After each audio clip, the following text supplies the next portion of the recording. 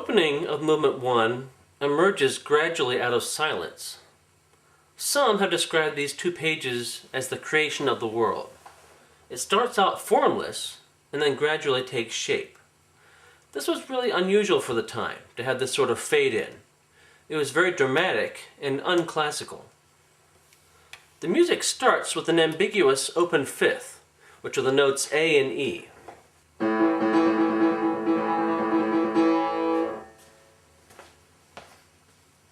We're not sure if that's a major or minor chord. If a chord doesn't have a third, then we don't know if it's major or minor.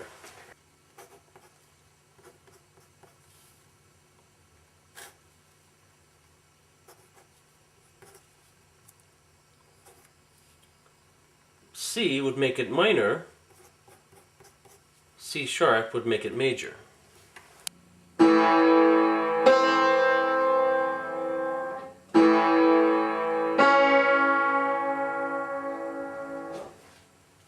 That ambiguity plays into the main idea of this movement, the alternation between major and minor harmonies. As it builds, the E changes to a D.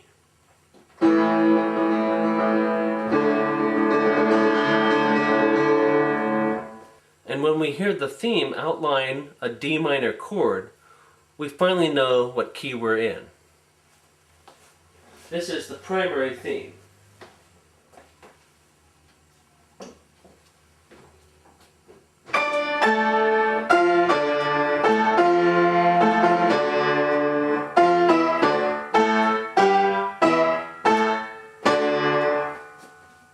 But that's not the first time we hear the theme.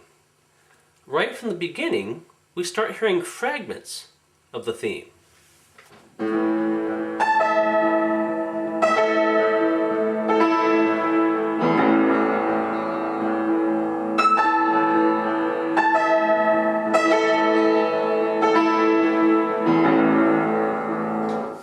That's strange. That had never happened before. It's typical, especially in Bach, to hear fragments of a theme after it has been presented, but not before. What's happening is that these fragments of the theme are presented spread out at first, but gradually they become more and more compressed until we hear something like an explosion of sound.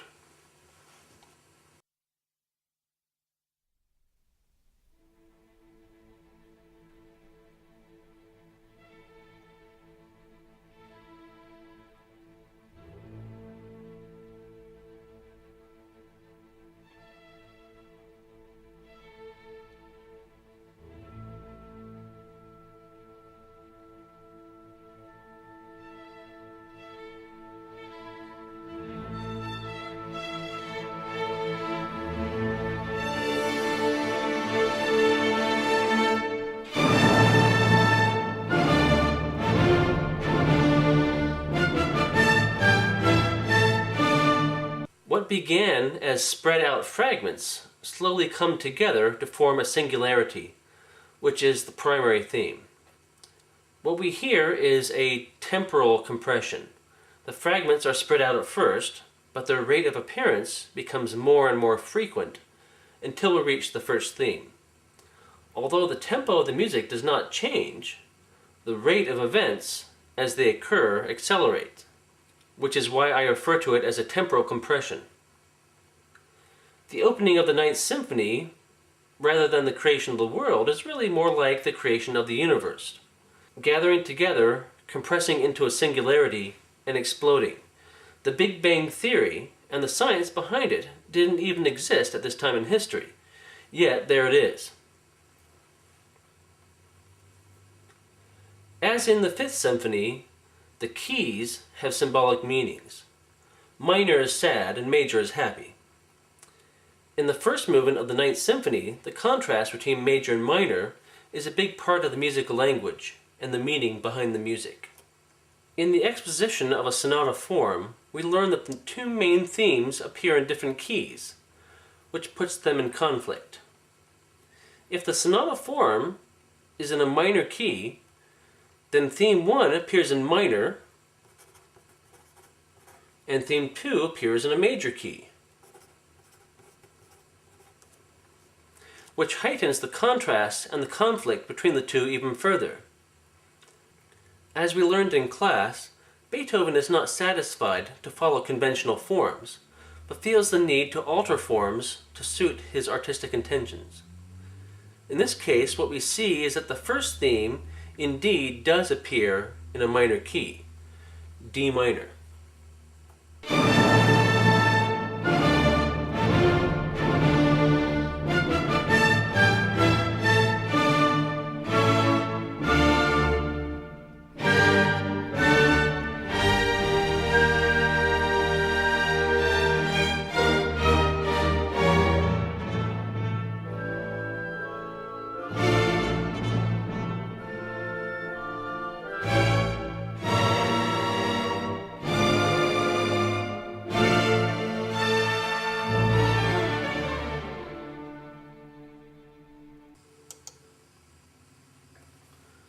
What follows next is not the second theme in a major key, but the first theme repeated again, but in a major key, this time B flat major.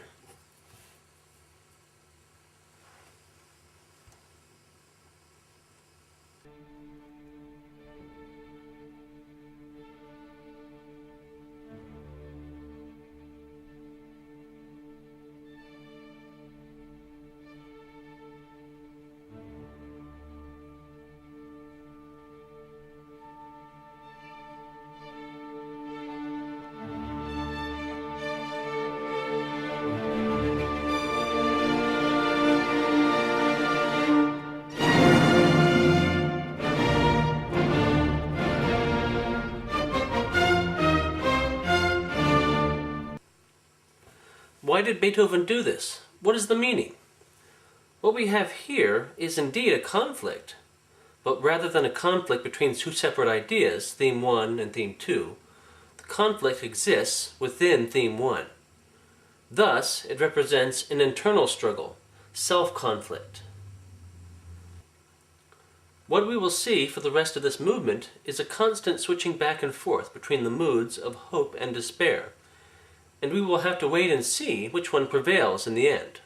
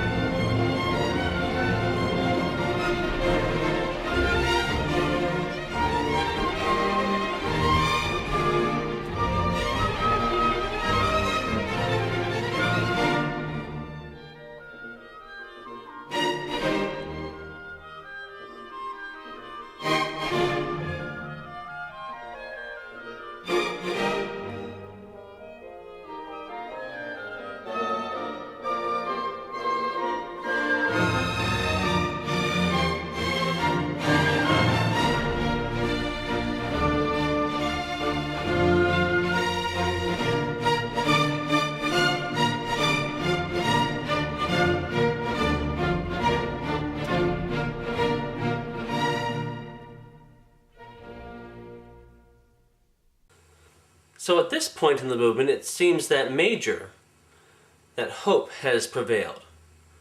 As we move further through the movement, the back and forth between major and minor continues until we reach the very last section.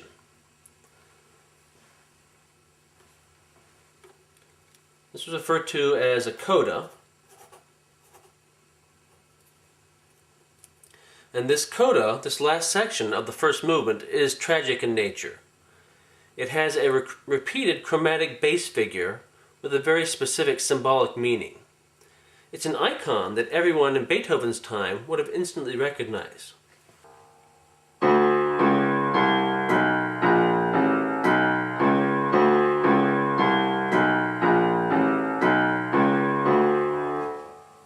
That type of figure, repeated over and over again, means death, a funeral march.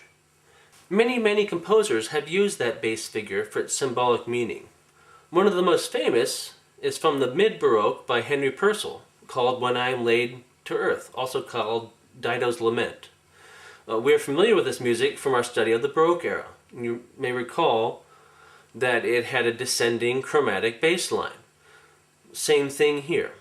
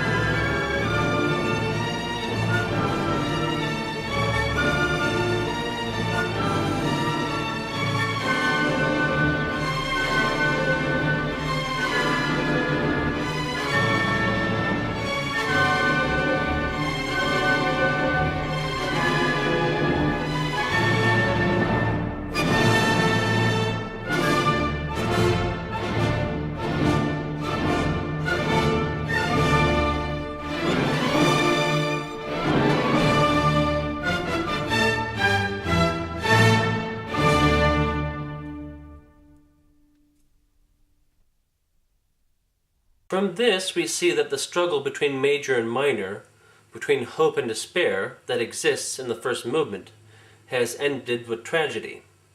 Despair has won over hope. But the symphony is not over.